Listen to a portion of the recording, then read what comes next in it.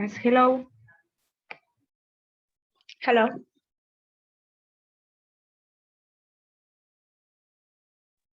Hello, everyone. Hello. Hello. Hi. Hello. Hi.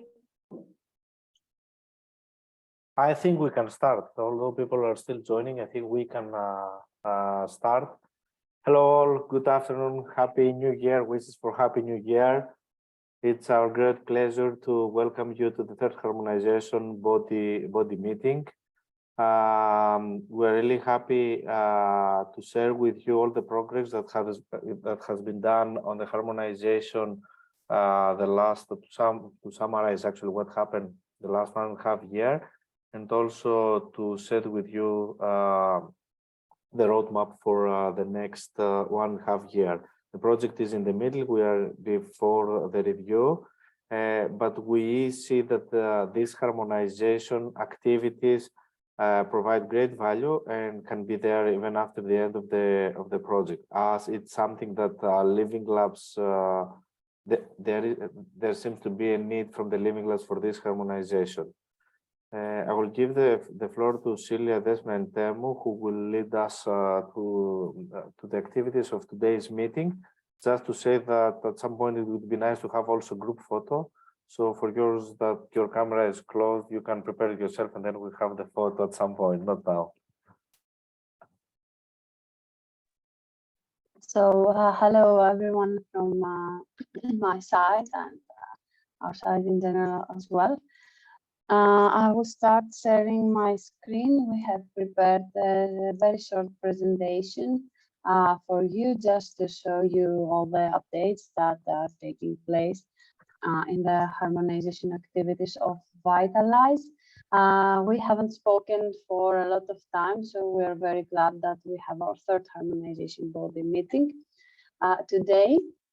And of course, as every harmonization body meeting, the point is discussing and exchange opinions. So it won't be a long presentation, it would be mainly to discuss some points that we have prepared. I'm pasting in the chat the harmonization wiki, just for reminding you for its existence and seeing the updates that we have prepared. And also, if you have any comments, please feel free to contribute in this wiki so that we as a community evolve in the harmonization of living lab processes.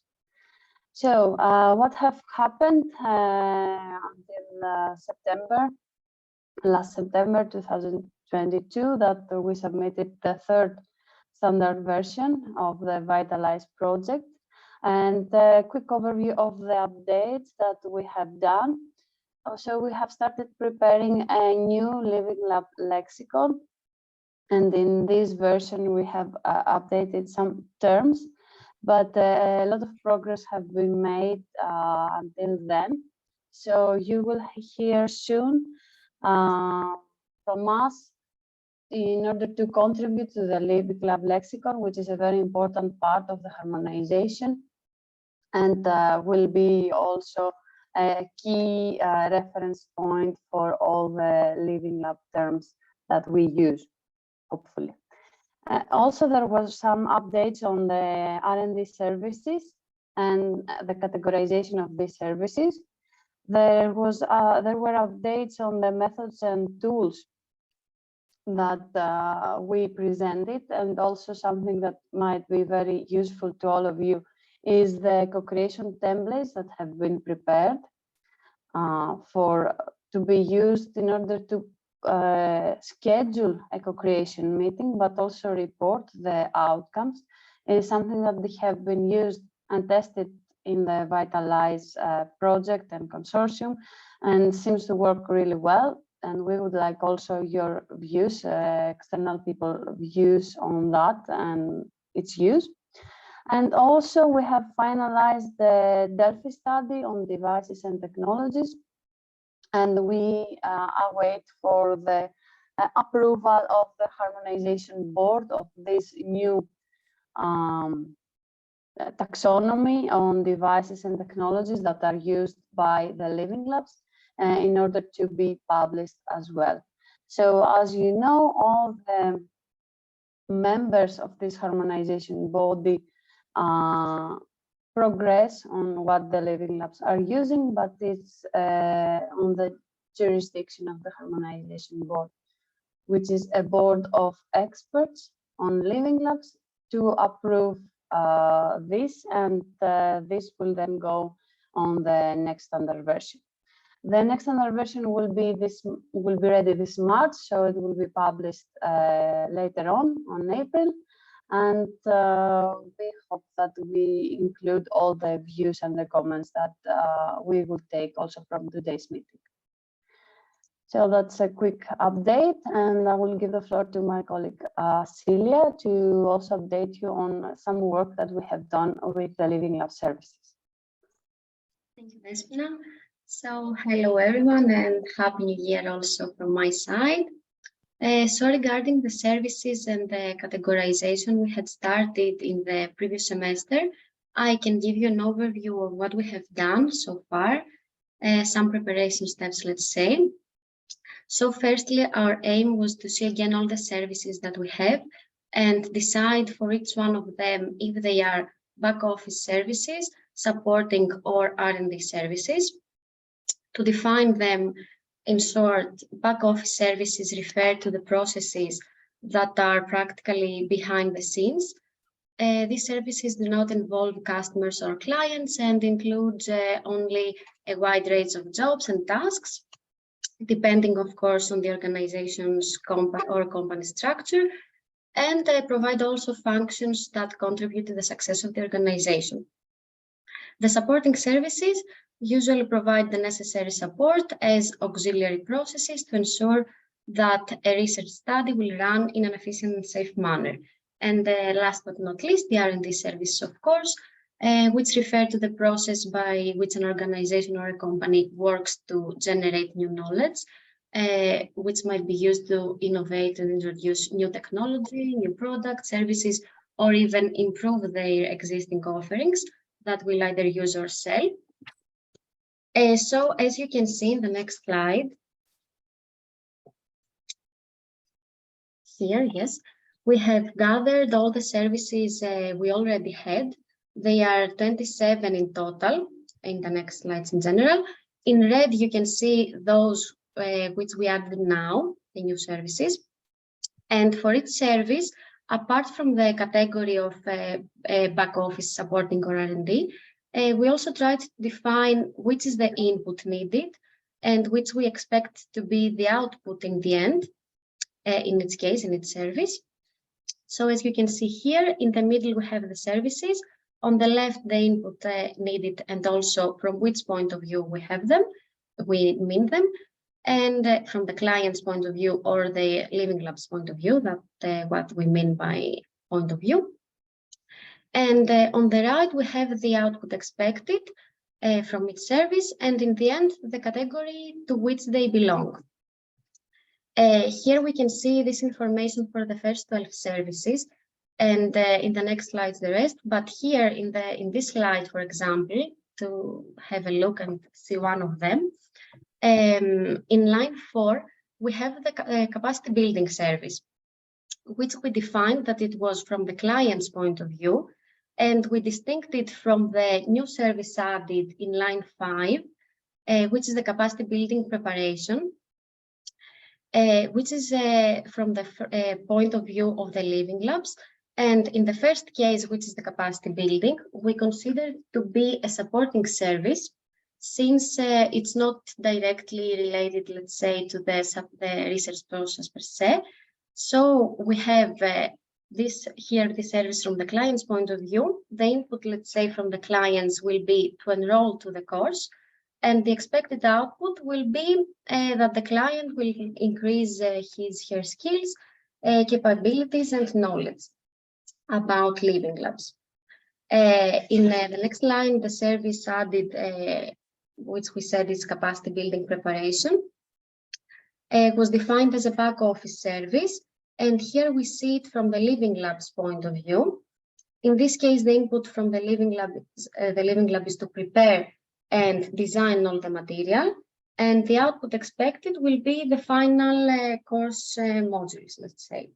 So we have the same information also for the rest of the services, the existing but also the new ones, like the equipment and facility maintenance, the data storage, or in the next slides, let's see if we can. Some other services added, as you can see in red, are the iterative Living Lab project planning, the offer and contract preparation, and ethics application, the preparation of ethics application. So you can have a look, but we will also send you this presentation to see it more thoroughly if you want. And in the next two slides, I think we have included the rest of the services, which are the core R&D, let's say, services like usability testing, clinical trials, idea selection, etc. And practically what we have done is that we tried to, for all these services, to define the input, the output, the point of view, and the category to which each service belongs. So in the next slide, one more. You can see a sum up of the 27 services we had from the previous standard version. And in the next slide, the services that we were added now. Capacity building preparation, equipment facility maintenance, call identification, data storage, iterative and agile LL project planning, offer and contract preparation and ethics application. And in the last slide, there is a summary of the R&D services categories the way we have it since now in the existing standard version, but of course is open to changes depending on what we decide to do in our next steps. So in the previous period of time, we prepared the questionnaire with monkey survey, and we asked you to fill it in to match its service with the corresponding TRL and CRL. And the aim of this was to gather your input and views regarding this issue and discuss the results here in this harmonization body meeting. So I think this was all from my side. I will give the floor to Temu to give you a summary of the results, the answers in the questionnaire. Hello all and happy new year. Before that, sorry for interrupting, Temu.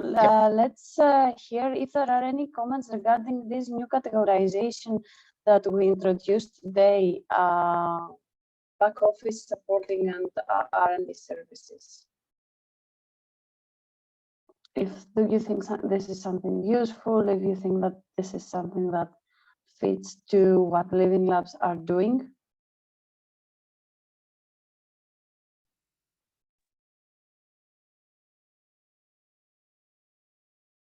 And just while you're thinking about the idea that what we were thinking about over there was this kind of an identifying the links between the different services, that what is the kind of the logical order, or what kind of an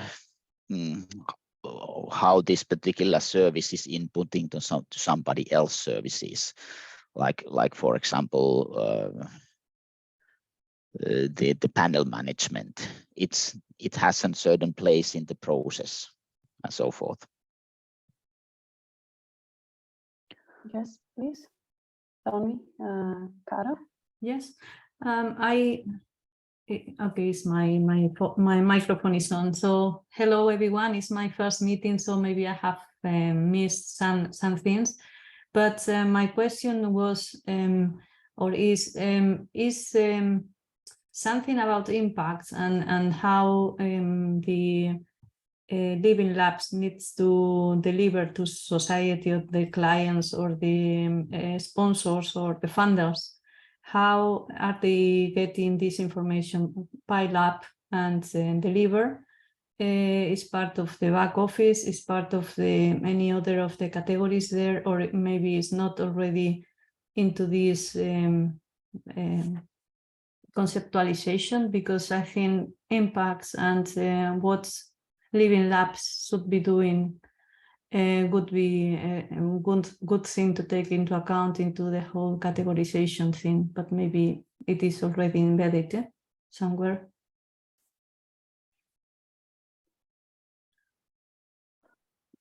I'm not fully sure what you mean, but let's take an example like the capacity building, like output B would be in here, like skills and capabilities to increase knowledge about living labs. And then if you think about the impact, if more people have knowledge about the how these kind of collaborative research and development processes could be used, then we should have an impact that if more people are using them, then we will have a greater production solutions in general in the society.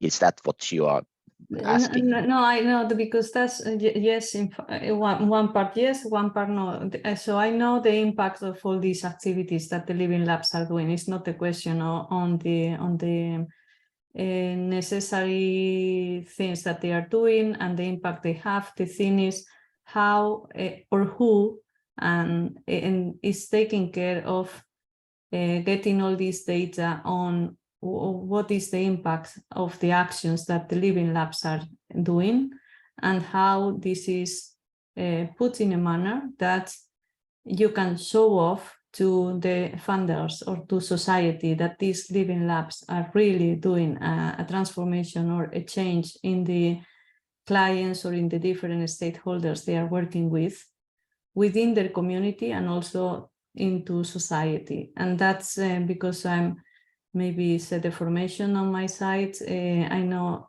just tracing up and monitoring impact, it takes a big amount of effort and organization and maybe and also thinking ahead on what you need to trace and to compile, and then it should be at least taken somewhere into the categorization, because then if it's not there, it won't happen, or it will happen not in a professionalized manner for the long term. Maybe living labs are not aware still, or they are not doing this systematization, but they should be doing that. Is it like you're, for example, suggesting that there should be a one column for KPI for the impact, like number of persons educated in there, or was the, let's say, your testing, was the testing leading to actual changes in the solution or something like that, or is the tested products more the selling better than the non-tested products or whatever are the KPIs? Yeah. If I have to train a person or a group of people in a living lab, I would say you have to take impacts into account from the beginning, and that means that there is a number of actions you need to take on board, and that means a categorization of those actions as well. Yeah, I think that the suggestion that we add the KPI as a one of the columns sound at least good for some of the things. I'm not sure about that. At least on top of my mind, that I think maybe the supporting or the back office things, but I think we can find, like, for example, the call search, that how many calls you've been identified, that how many calls you've been participating, for example. So those might be like KPIs for those ones, for example. Yeah, but I think it's a good idea, at least my point of view. I don't know what others are thinking, but to me it sounds good. And it also, to my mind, links to today's exercise that Teemu will show later, which is about defining the value proposition of living labs. So the impact that it's one has links also to the value that we bring back to the specific stakeholders that we refer to.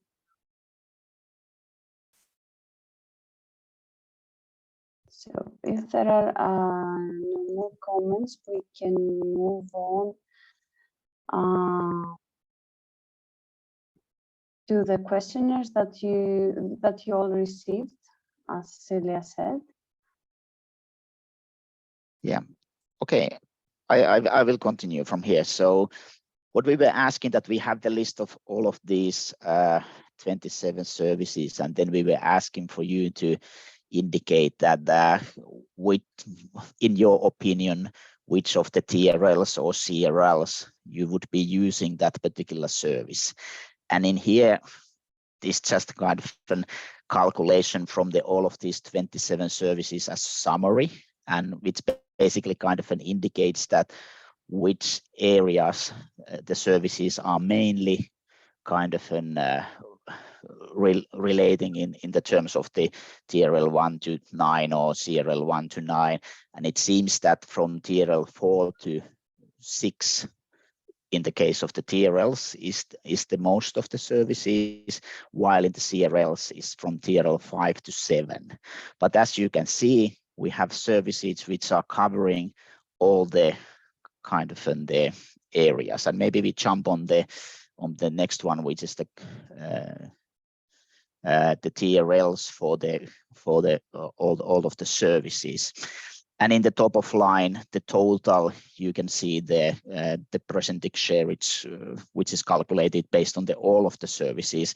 And just a quick reminder that if you are thinking about the color coding, the total coding is using different. It's the heat map is generated based on only that one row, while the 1 to 27 services, the heat map is focusing, getting the data from that. So basically, that's why the TRL4 in total is 41% is much greener than 67% in the access of data. But just a quick remark on that one. But as you can see, some of the services are kind of the covering all the areas. But when I was looking for this data, and we have really quite small number of respondents, only 6 ones, so that's not very high number for us, but still it gives some indication for us in that sense. And I think the one thing is at least what I was thinking about when I was looking for this data is that there are some inconsistencies, like TRL 1. We are suggesting some kind of services which, if we really carefully are reading about the TRL definition, it might not be actually suitable in a way. And I think that's why we have to be also later on more focusing on that, how we understand the different terms, like what is a concept, what is a prototype, what is an idea, and so forth. And that's why we are also working on with this Living Lab lexicon work. But in general, the main message in here that some of the services are cross-cutting or can cross-cut all the phases, and some of the services are more specific for the particular TRL phase. And if you jump on the next slide, we can see the customer readiness level distribution. In here, it's, I would say, a little bit more clearer in that sense that we will have the more focused kind of a collection of the services in the particular area. Like, for example, stakeholder mapping, partner analysis. So that's clearly quite cross-cutting thing. While, for example, simulation tests seems to be like CRL 4 to CRL 7. And if we jump out of the next slide. So this is just an example of the individual level. And here previously we have percentage, but in here you can see actual the number of Living Labs, and the total number of Living Labs were responding was 6. So 4 out of the 6, for example, access to data are saying that we are using that from TRL 4 to TRL 6, but also in some other occasions. But for example, access to data, we are not anymore using at CRL 7, 8, or 9. And then it's again we are using it CRL 3 and 6, but not in 4 and 5. And of course, the question is why is that, for example, if you are using at that level, but not in the level. So at least to me, it would be interesting to see that to what you are actually using. What is the practical application when you are using it for that particular stage? But this is just the overview of that, what we were thinking about. And then the next phase or we can stop in here and have a short discussion about that. How do you interpret these results? Because it's a bit kind of, and it's not, at least we are not the Living Labs who were responding. We don't have a clear consensus about these issues. And then, of course, the question is, why is that? Is it that we don't fully agree or understand the definitions, or are we operating so much differently in our operations? And at the moment, we don't know what the answer is. And it would be nice to hear from you that how do you explain these results?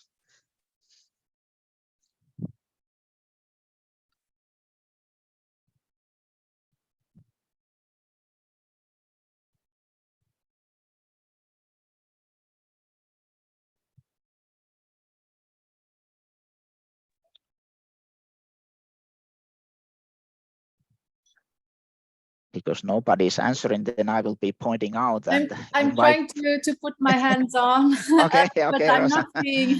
Sorry. Okay, please go ahead. Yeah, I was thinking, because with the group we had some difficulties in understanding.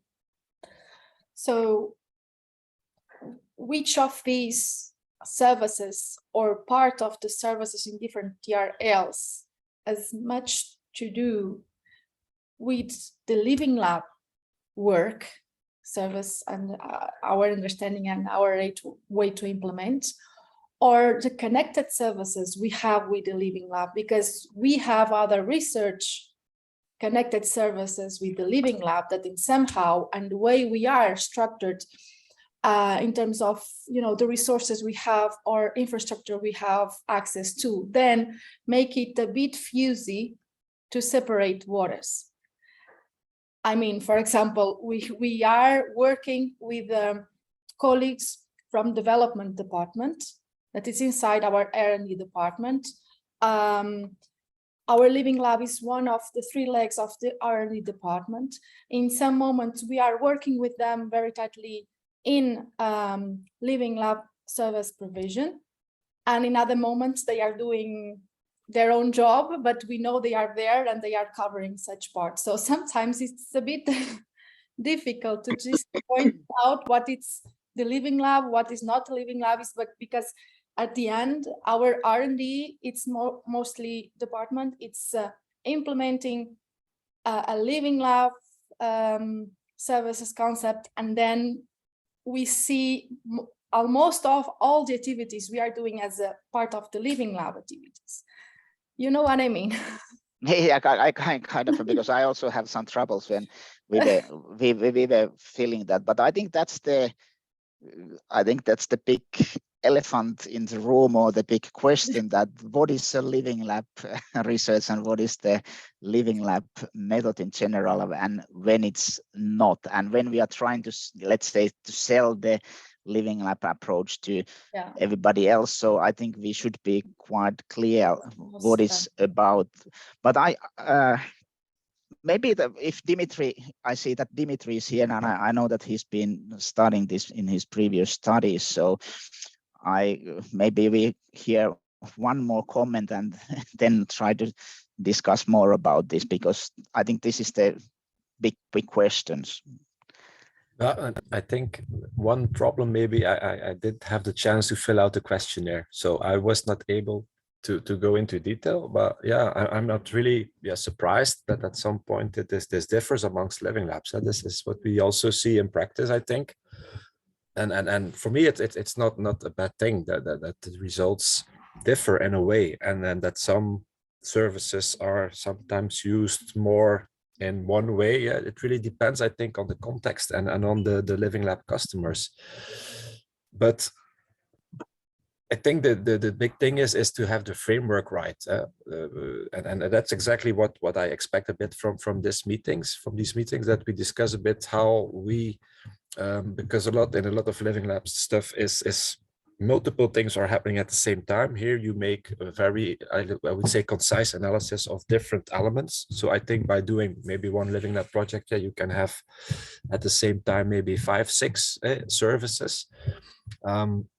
but I think it would be very interesting to have this exercise done by a bigger group and to maybe have a bit more instead of a survey, a bit of more like discussion, so that you can, that maybe the people that are active in the Living Lab are a little bit hesitant to choose what did we exactly do, but that it's more that you with the framework in mind can have this analysis for them. So you get what I mean? Yeah. So and that we in this way would apply this frame, because I think it's very useful to do it like this, and it really gives, let's say, more tangible output. And this output, you see, we now have an output and we trigger discussion, and this is what we need, I think. Yeah. And this is actually really our point, because we have to be understanding that what is our, let's say, key value proposition as our services when, let's say, a company or researcher is certain stage in their studies or whatever. And this would be helping us because there's so much, you know, how like you say, how Living Lab operates, what is the projects. It can be a totally different thing depending on what you're actually doing, but throughout that we should be somehow trying to collect the information. And actually we have the next exercise is one way to get in there, and our plan is to kind of ask you what is the Living Lab value propositions, first of all, for different types of target groups, and then we dig there, you know, and we've been combining the TRL levels in the three main groups from 1 to 3 and 4 to 6 and 7 to 8. And we will be using now Menti in here. Very simple exercise in that sense, that we just have to be providing the you know, what is in your opinion our or Living Lab's value propositions for, maybe we open the next the Menti, and you can see the Menti in here. And if you go to Menti. Yes, just one moment so that everyone gets the code before we jump in the Menti presentation. So I paste also the link, and I will paste also the code here. So 2 options: you either click on the link, or you go to menti.com and add this code. I think everyone nowadays knows how to use Menti. So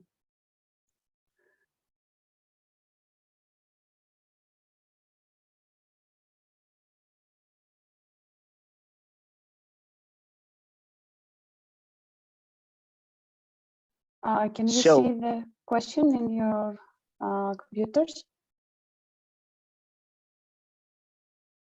Yes. Yes.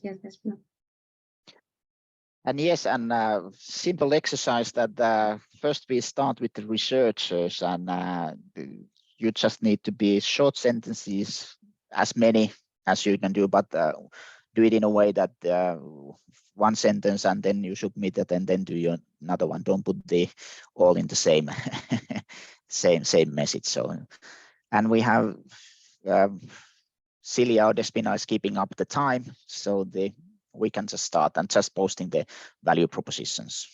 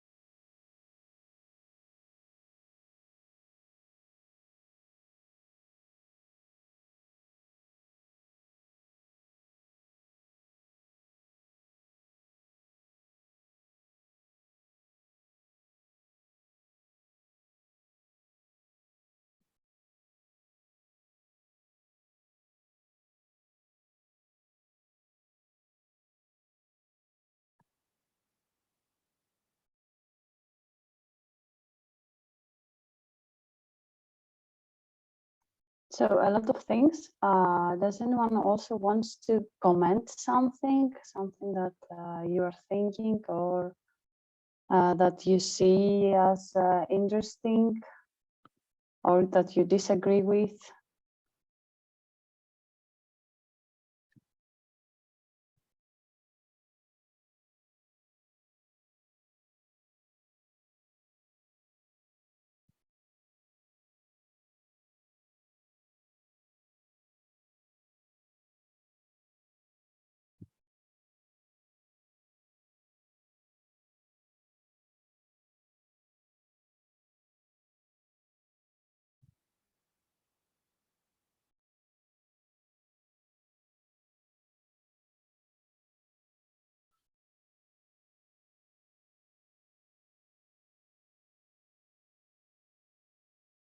It's been nice, it's possible to scroll it, the screen, okay.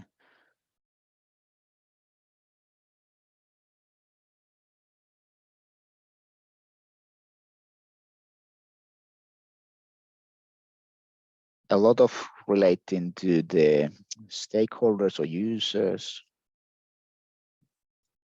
multi-sectoral things, cross-disciplinary.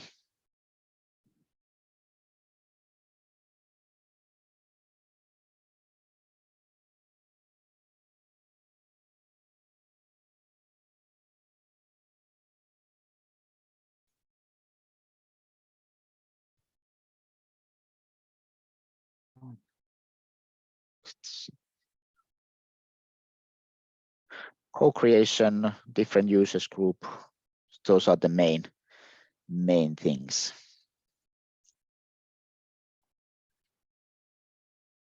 And time, reducing the time.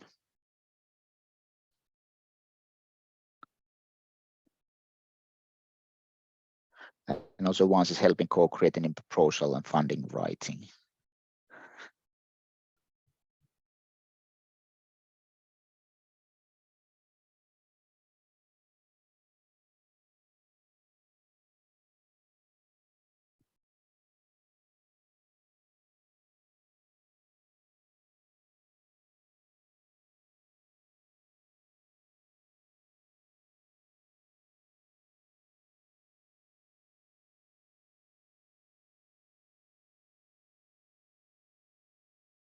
Okay, are you ready to go to the next one or are you still writing?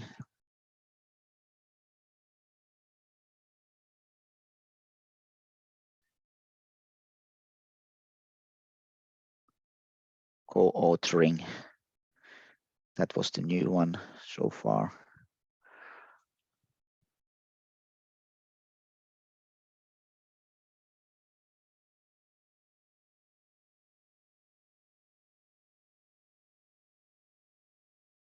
Okay, I think we could be chasing to the next group of people. That would be policymakers and public authorities. And the same exercise, what we are promising for them.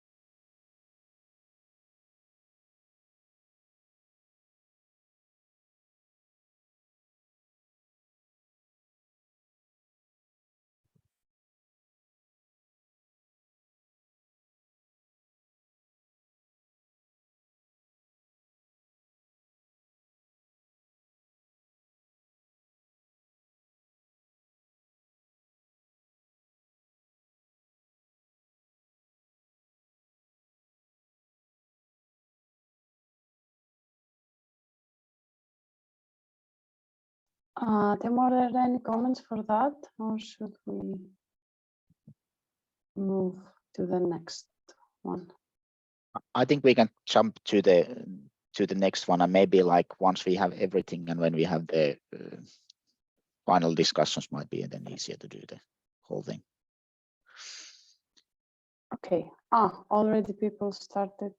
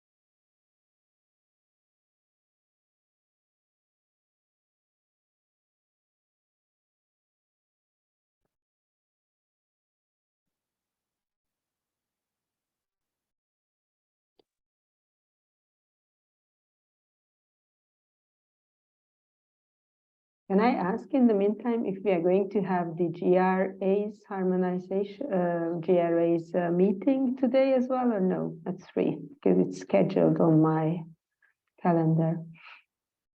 No, Nico, we sent a cancellation. I don't know if you received. No, I didn't.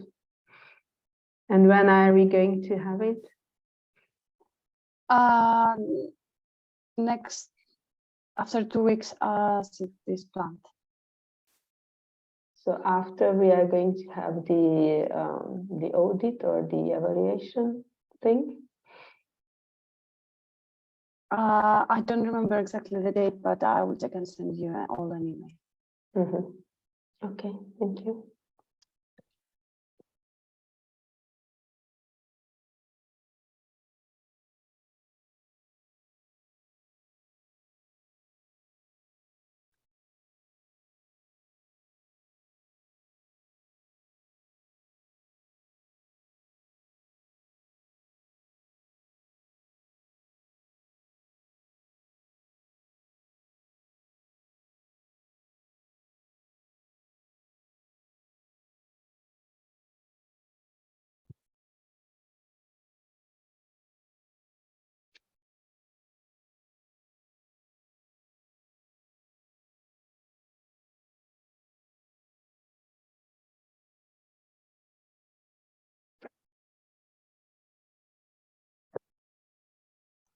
So are we okay with this question? Should we? Yeah, okay. What is the next one?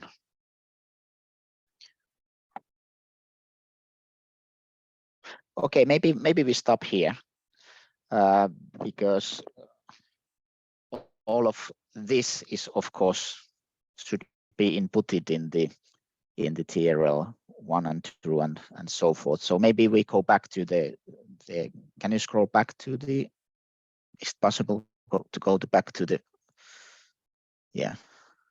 And maybe now we have a kind of a discussion, and then we can use this understanding when we are doing the TRLs once and so forth. So any comments on here, what you see?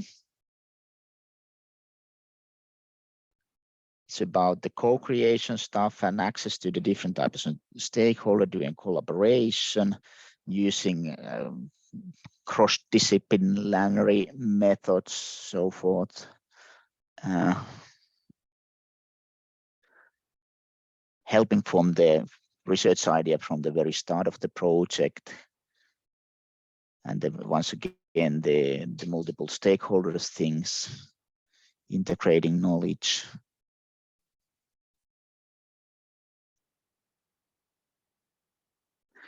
And let's ask this way, that if you were researchers not knowing anything about living labs, which of these would be, you know, the arguments that you find tempting?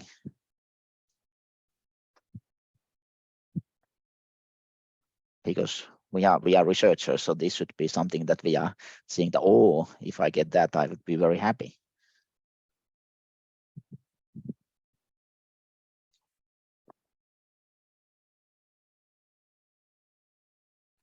Termu, hi, this is Sofia. Hi. I wish you happy New Year, first of all.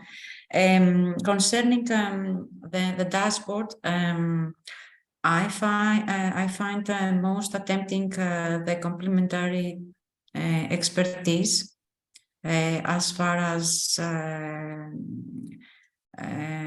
I'm involved in these activities. I think that knowledge and expertise that can be complemented, and knowledge that can be exchanged can be robust and can be exploited in the best way, and not only in terms of VITALISE, but also in other, let's say, channels,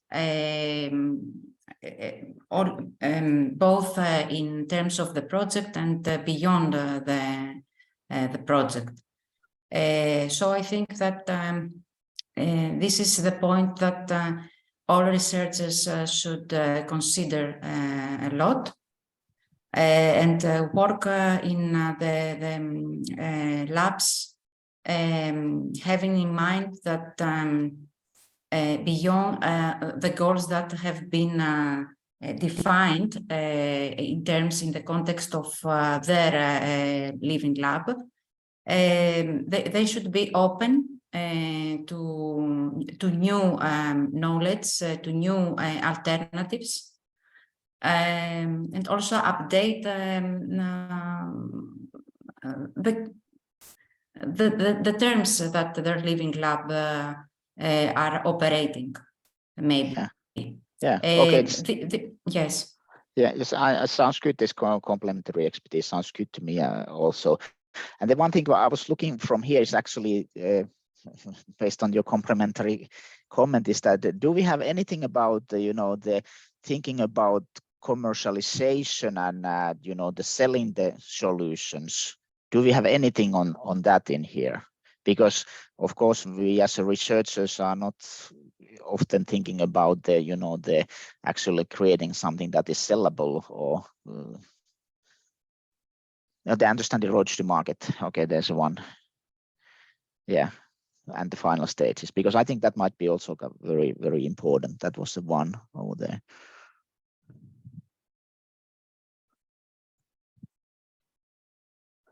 Yeah, that's the next one. Yeah, that's good. Yeah. What other ones I'm thinking about? What would be tempting to you? Because of course, if we understand that once we consolidate this, then we have to be somehow kind of seeing that which of these arguments are the most selling ones or most needed ones.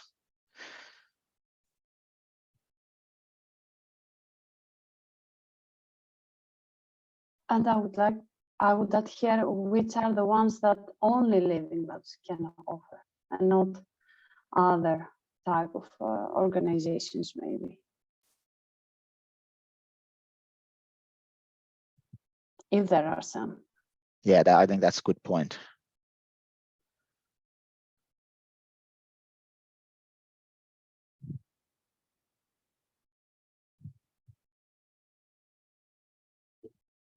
For me, one thing would be the way we can bring different type of knowledges together, because usually in academia as researchers we are used to do scientific research, but when we are exposed to other type of stakeholders, we have to make a great effort to understand and to be on equal foot negotiating with them. And that's enrich our research, but also change our points of view. Usually other stakeholders see us as we are looking over their shoulders because we have the advanced knowledge, but they have very interesting knowledge as well, and that can be complementary. So I think that could be, for me, a very important point.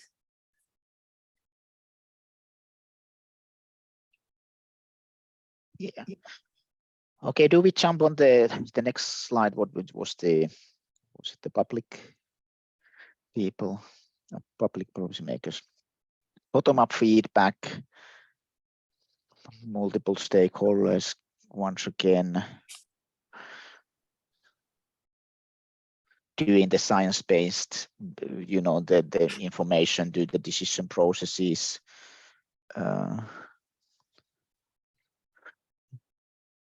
impact analysis, citizen engagement or engagement with the community, priority settings with the community.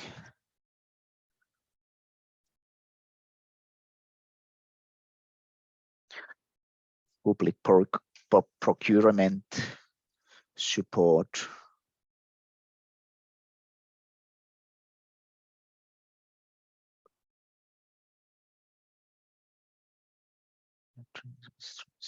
Design, funding or attracting funding opportunities.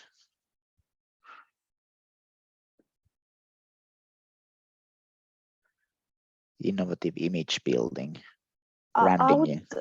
I would actually like to ask what you mean by that. I don't know who is the person that wrote it, but maybe some.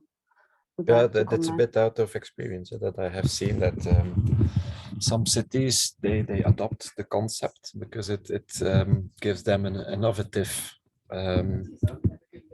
image. See, because they have a living lab, they are perceived as being innovative cities. So that it's not always the outcome itself, but the fact that they are, or that they are, for example, doing living lab activities with very new innovative technologies, and that it's not always the outcome of the living lab process per se, but the fact that they do it. And it also goes up with then attracting startups, funding, brain gain, and not brain drain, but brain gain that you can keep. But it applies mostly to let's say to more cities or regions that are doing this.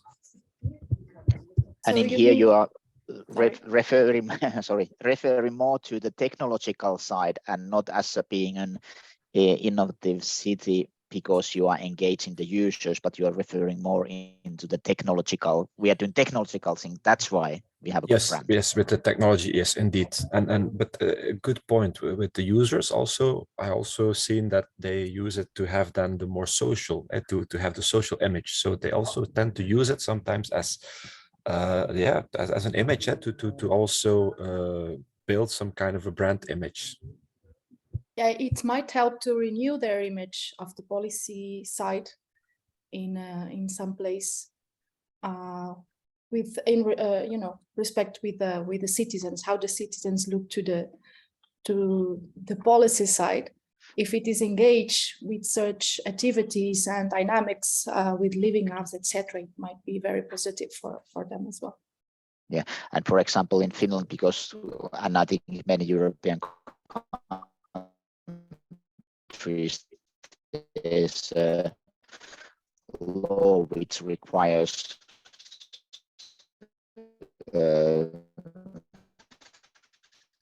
public authorities to engage the city cases. It's more like the living labs. You can be, let's say, more effective and more bringing more voice to the citizens and the users if you use this one. So like it says, it's more social aspect, not the economical or the kind of a technological aspect. Was there anything else interest you?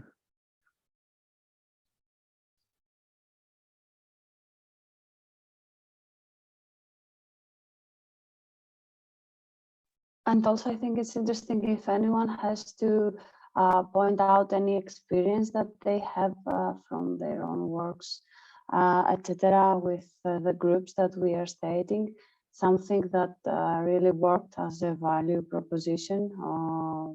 Please share it with the group.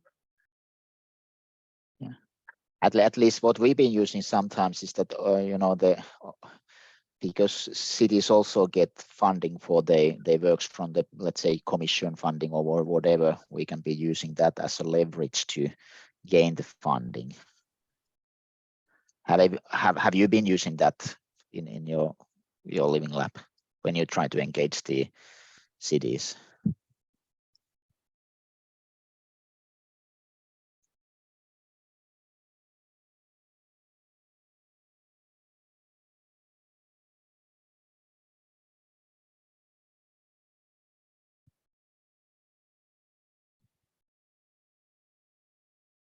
Okay, do we jump for the last one, the companies, and then we are ready for the TRLs?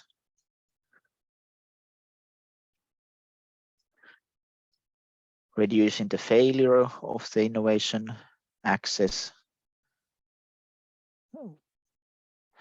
collaboration before implementing assets when needed, if needed, involvement actual users, real life testing environments. Basically, this higher acceptance is same thing as the previous ones, leading to better products and services because you the co-design them with the end user. Gaining access to all actors of the quadruple helix.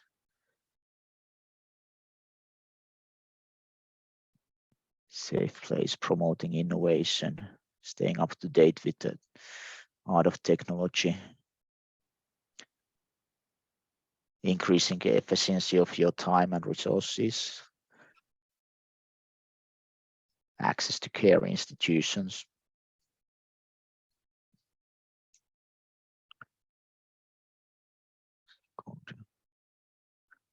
opportunities to get funding, search for profit.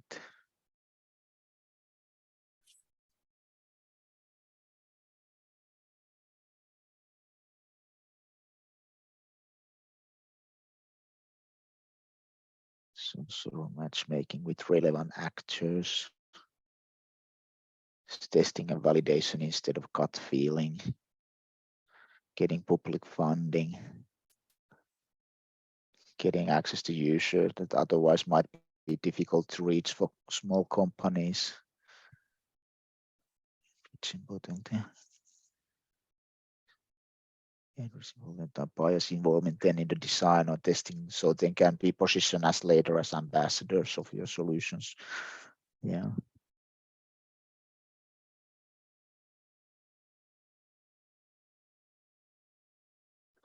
Structuring already roadmap different innovation pathways and results based on scientific methods instead of guessing.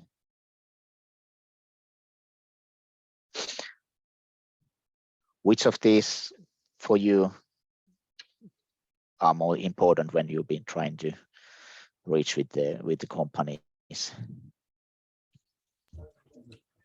From our experience, the efficiency and the effectivity is important. So they will do it.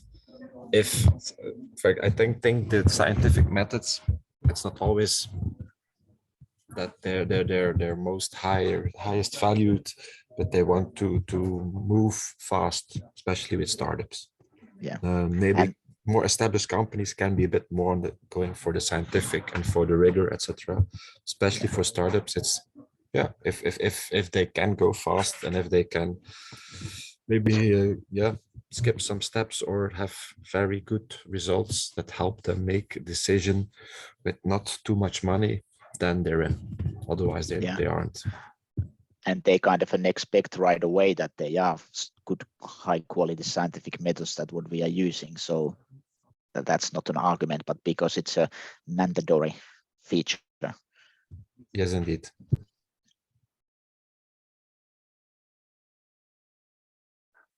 Okay, are we any more comments in here? Anything?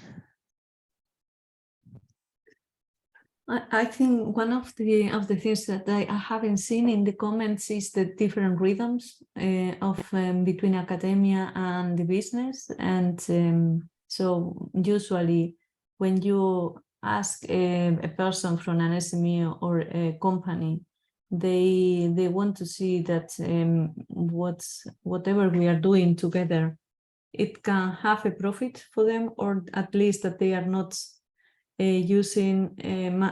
misusing their time, because they don't have so much time to lose. You know, I mean, none of us, but especially business are making profit, or they, especially SMEs, don't have so many resources. So I don't know if I explain myself, but this rhythm thing is important when we work together. I think there was a couple of mentions on saving time, but there is also the one on mentioning safer bets and reduce risks in investments and so on. It's more or less probably related with what you mentioned, Tom. Yeah.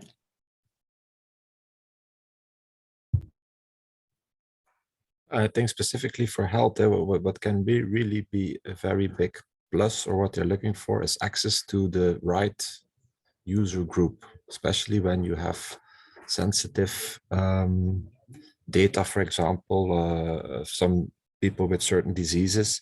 It's very difficult to gather these kind of users. So if a living lab can provide specific groups that are linked to what they are doing, that is really a very, I feel in health sector, a very big value proposition.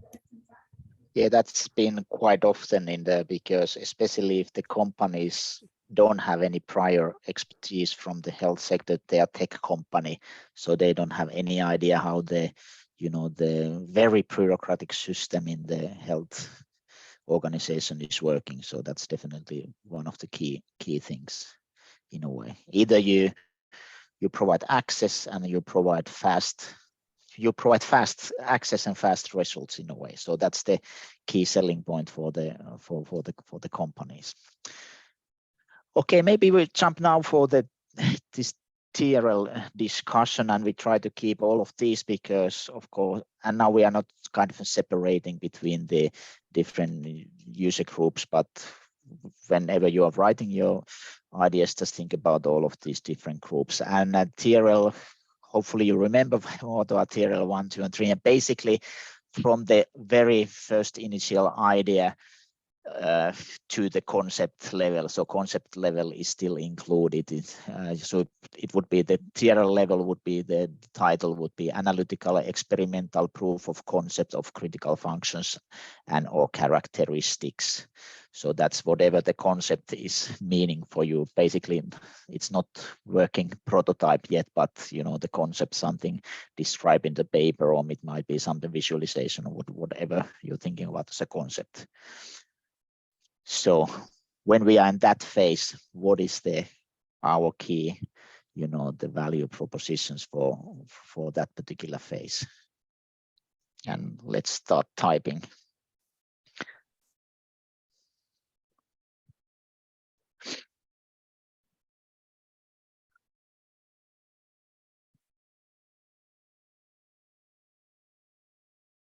So we need to have what the TRL 1 and 3 means in front of us, right? Yeah. I was trying to explain that it includes all the innovation process tasks from when you are seeking from the understanding the problem, seeking the ideas. You create some kind of an concepts. You are doing a proof of concept phase, but you don't have yet, let's say, a working prototype or prototype level, and you are not testing it yet in a laboratory. You are just you have a concept or something before the concept. Okay.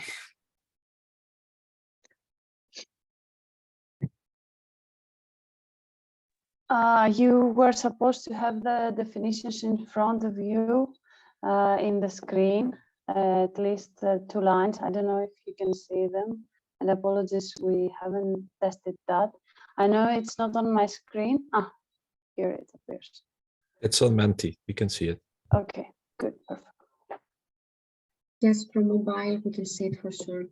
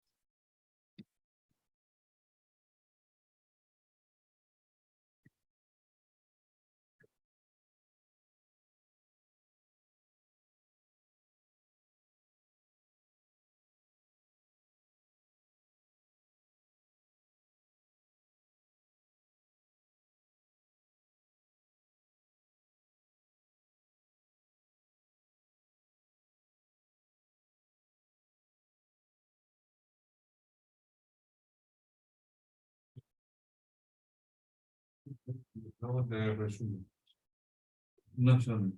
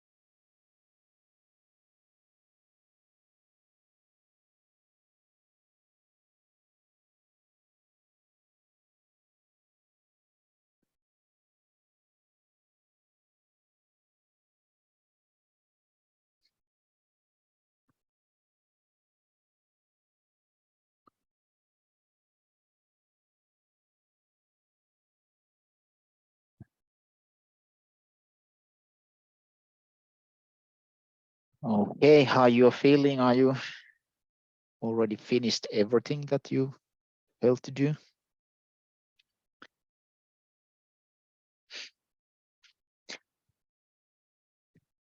Let's jump right away to the next one and go to the discussion at the very end.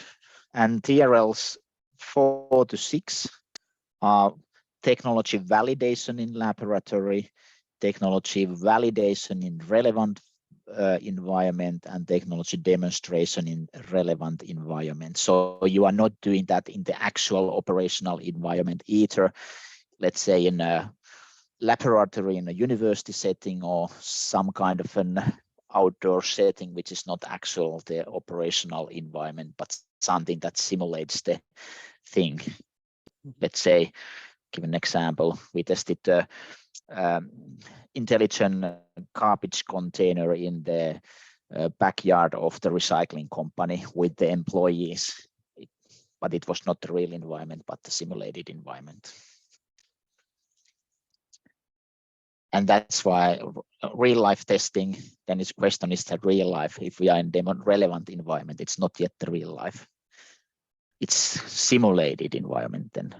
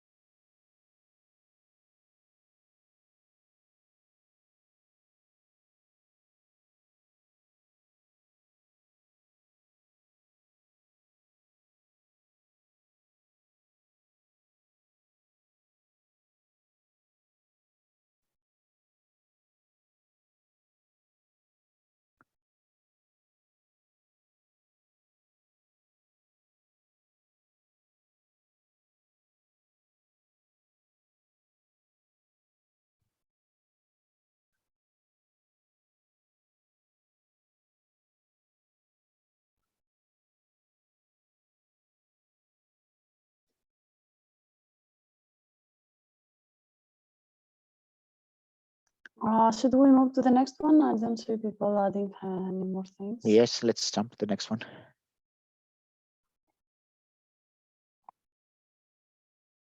And the last one is the prototype near or at the planet operation systems. And now we are always operating in the operational environment. And the 80s technology has been proven to work and it's our final form or under expected conditions. And number 9 is its actual final form, and it's about the scaling up. The technology is ready for the commercial deployment.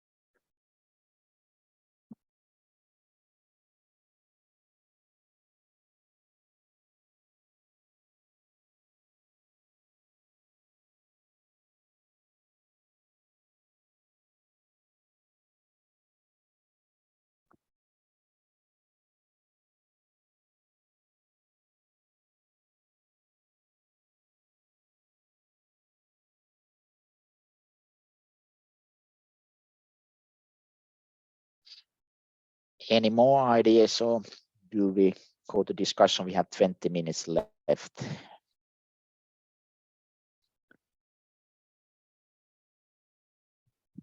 At least one was coming.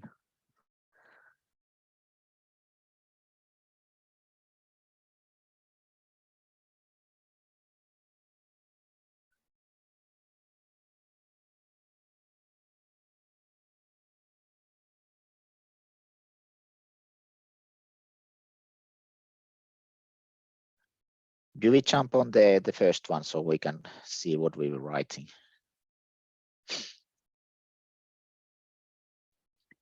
Okay.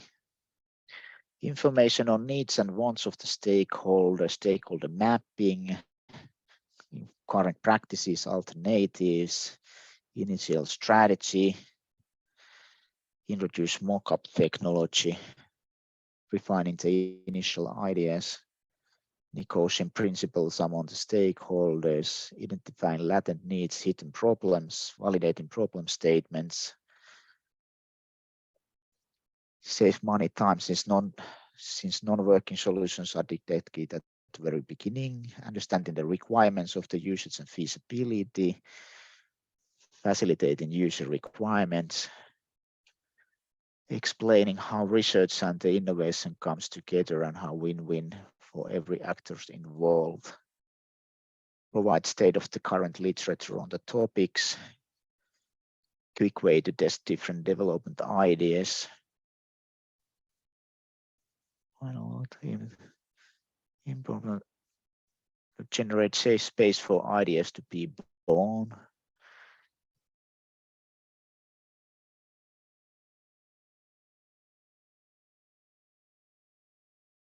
Community of interest on your innovation idea.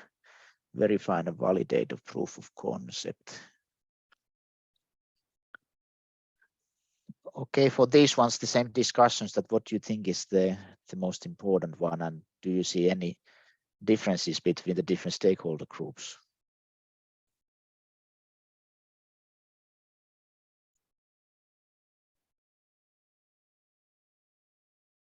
And also I would add, which are the ones that really people cannot do by themselves.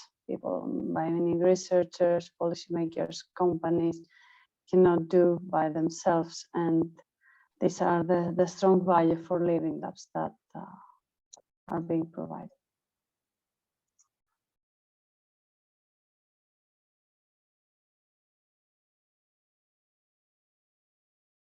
Like, for example, access to state-of-the-art scientific knowledge via journal databases and external data sources. Researchers can do that, but for example, companies are not probably able to do that. That would be the kind of, at least the comparison between companies and the researchers. It's a combination.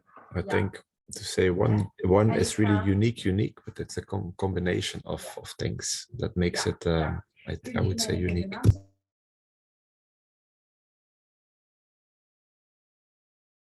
It might be if reading these that something that is purely unique for living labs. I think that there is none.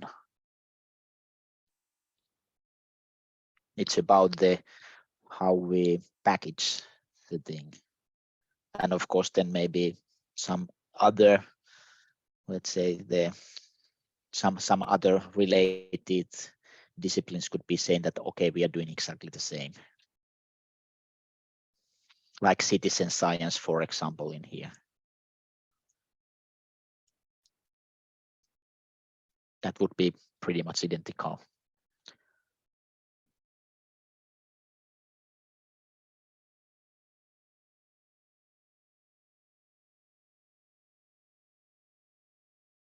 Any comments?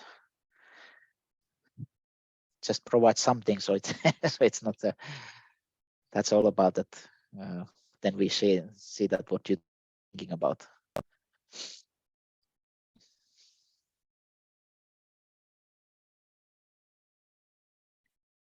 And 64, real life testing results validate your innovation assumptions.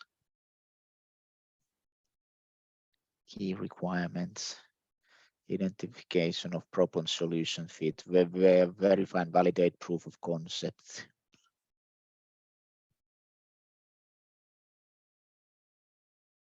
Fast iteration pivots.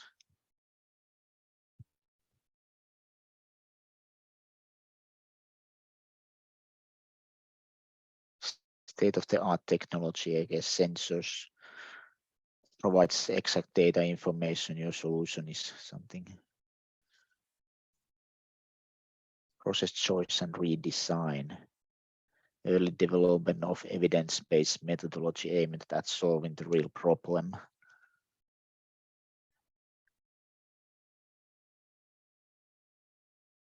Ensures that usability and the user experience is solid. There's a need for knowing well the legal requirements and specification, interdisciplinary teams, opportunity to combine feasibility, desirability, and viability inputs, limits risks, data security plans and gender equality plans are important and in all phases. Support for market introduction, local and international.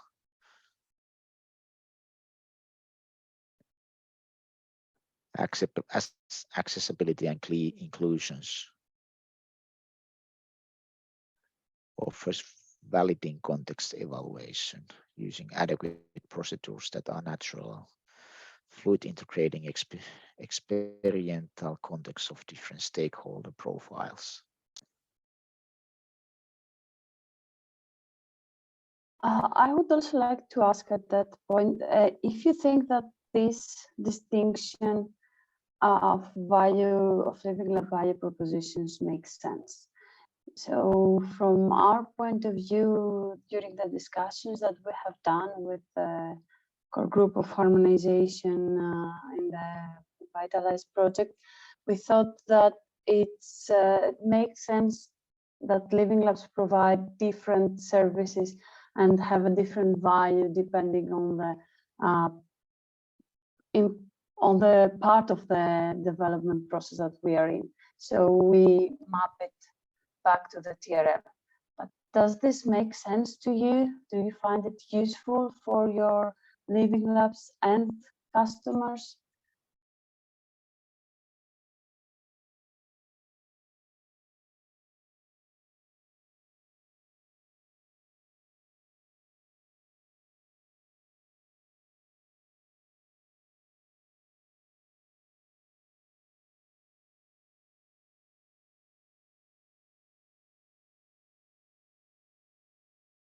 Okay, so maybe you're too tired. Yeah. And also in here is that when reading these in a way, so we are also kind of, and partly we are describing what is the benefit of that particular innovation process stage. Like, okay, why we do prototyping, why we do laboratory testing. So that itself, regardless of the living lab method, it has a certain value proposition why this particular phase is existing in the innovation process. And then the question is that, okay, on top of that, what living lab brings to that particular stage? Like what other, let's say, methods cannot be doing in a way. I think it's across all of these stages exactly the same thing. And then because of the understanding of the innovation process phases is different, because at least in my experiences, in many cases, the companies think that they are actually further in the innovation process, but when the solution comes to the testing, we realize that it's not yet there. It's actually much inverse situation what they are actually thinking about, because they didn't do the homework in the very beginning of the process. Anybody else having a similar experiences? Yeah, I think for sure. If they come only for TRL 7.9, and if you then discover indeed that they didn't do their homework, or their user base is not that big, or it doesn't work as expected, yeah, it's hard to get them back to go back and to redesign or rethink the complete things, then they are open to, let's say, small modifications. So that's, if you only have companies in here, I think you miss a lot of the value of the living lab approach.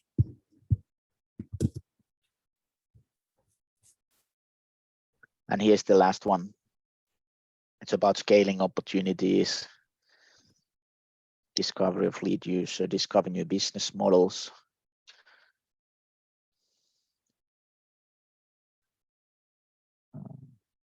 Testing with the larger user groups.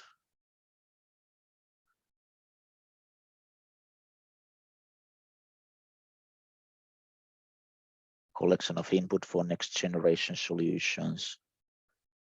Verification and validation.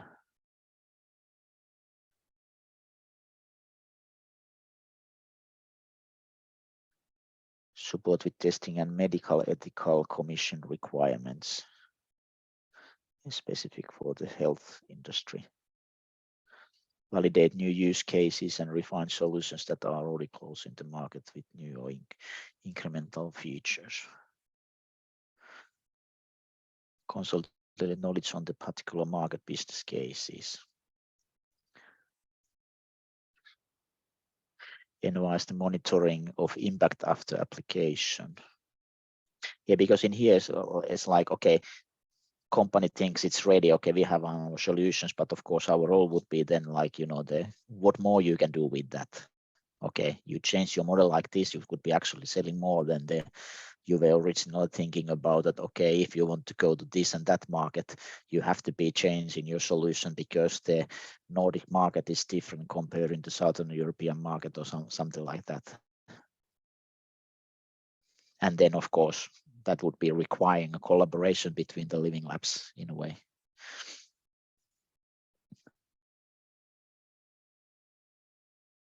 But let's go back to the Spina's original question. Does this make any sense? You know, do we know, based on this exercise, do we know more about the living lab value for the different stakeholder groups, and do we now better understand that what is the or what is not the unique value of living labs in a way?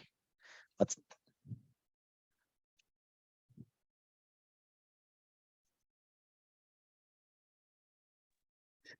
are you, Dimitri, trying to speak, or they?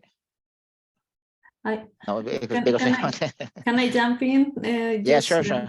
I think there are when we think on the understanding, it's good to think what is the point of view or from whom or to whom we are going to talk, because then the selling points would be different. So I would say a communication plan would be needed, thinking on the different type of stakeholders. And it's not the same if we are talking with colleagues from other living labs, because we know what is a living lab, what we are doing, with which stakeholders, what is our methodology. But it's not the same when we are talking with people that are not used to work in a living lab with the same methodology, etc. So I would say that's one thing, the communication plan with different target groups or the stakeholders, and also what is the purpose, because it's not the same for researchers or for policymakers or for the companies and I don't know, or the citizens. So I think we would need, I mean, if we have to explain the living lab to the different communities, think on the win-win for this community and put the key messages for them in a very clear manner, because then it will be easier. Yeah, that's exactly what we are kind of trying to do now and trying to harvest these things. But still we have this challenge in a way that at least I feel a bit about that. We as a living labbers, we are not fully seeing we don't have the the clear understanding what we are doing and what we are doing. And that's why I think we just have to be the putting these things together, and we collect this information bits and pieces, and then we get more. And once we have this information, we could be discussing that, do we agree with that or not? And then it's a total different story that, okay, like we said, we think that this is our value proposition for the companies or the researchers, and then they will come. And if, so that's the thing, that we have to be just putting things on the table, and how do we think. And that's why the original idea was these TRL descriptions and the CRL descriptions, that if we kind of root our discussion into some of the existing models, and we take that as a starting point, that would be helping, that there would be some kind of a universal, the model or discussion, which goes beyond the living labs, like innovation process phases, which is typically from, let's say, problem identification to the idea, to the concept, for the prototypes, for the, and so forth and so forth. And then how we link ourselves to that continuum in a way. But yeah, I think we still need to collect the basic information from our side and the different stakeholder groups, so we can get the input for that particular message that you were referring to, the communication plan. I think the type of innovation that you're pursuing also makes a very big difference. How I see it is that in some cases, living labs are, let's say, more relevant, more needed, more efficient, or better equipped to facilitate innovation. And whereas in others, you maybe don't need to bother with going through all the living lab phases, etc. So and how we see it is a bit more when it's, especially in the more complex ecosystems and more like wicked problems kind of things that you wish to tackle, then living lab approaches would be more suited, more relevant. And in others, let's say more straightforward, living lab approach would be a bit less. So I think the type of innovation can also be very interesting variable to take into account there, and to see which items or elements are relevant, are needed, and which are not. You don't always need quadruple helix, for example. Yeah, sure. I totally agree with that one. And also the one thing is that, okay, we should be willing to do also one part of the innovation process. Maybe it's just, okay, we do a stakeholder and whatever. If university or living lab wants to gain, the more work which paid by the companies or paid by the some other projects. And we are in certain projects, for example, we are doing only like a very small bits and pieces, let's say, facilitating the co-creation process. For example, workshops, and somebody else is doing the rest of the work, and we don't care about that. So I think that's also the one thing to discuss about. Is that then a living lab project or not?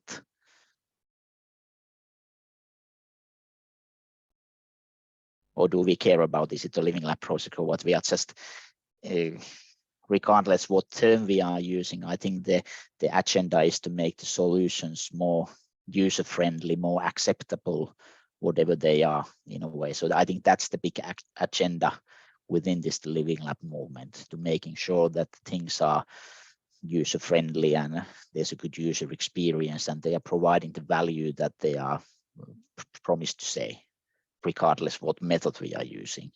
So that's the highest, I think, at least my point of view, the highest value proposition in that sense. And because of that, it reduces the cost of the companies, and they can faster receive the results they are expecting and so forth.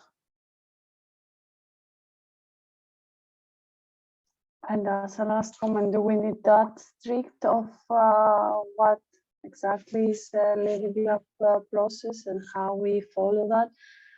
Or it can be that we define some common ways, and some things are followed and some not, and we consider that the whole part of the living lab methodology. because we are talking of living lab services, but I see a very big overlap with how labs are working, how companies are working, and it's not everything all restricted in living labs. And of course, we need to find the added parts for living labs because there are a lot of them there.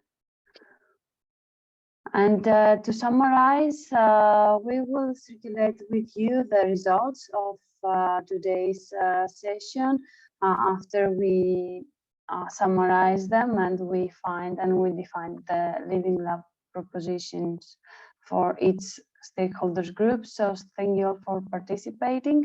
We will have a next meeting probably middle or end of February, as we are moving towards our fourth harmonization outcome, the standard version 4. And you will also have some update on the Living Lab lexicon soon, which is a very core discussion that we are having inside VITALISE right now, but we will also communicate with external people. So once again, thank you all for participating. And if you have any extra comments or feedback for us, we are very happy to hear. Let's not forget the group photo. I think it's the right time. Oh.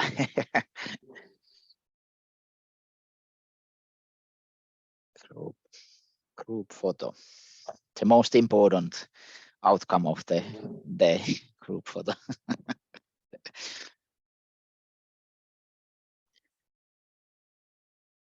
Stella, you grab the image.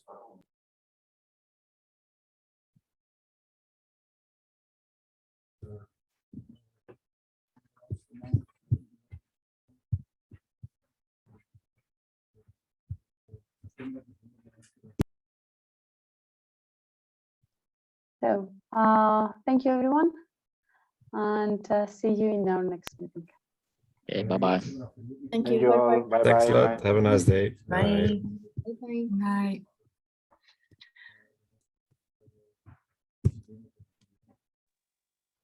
Bye.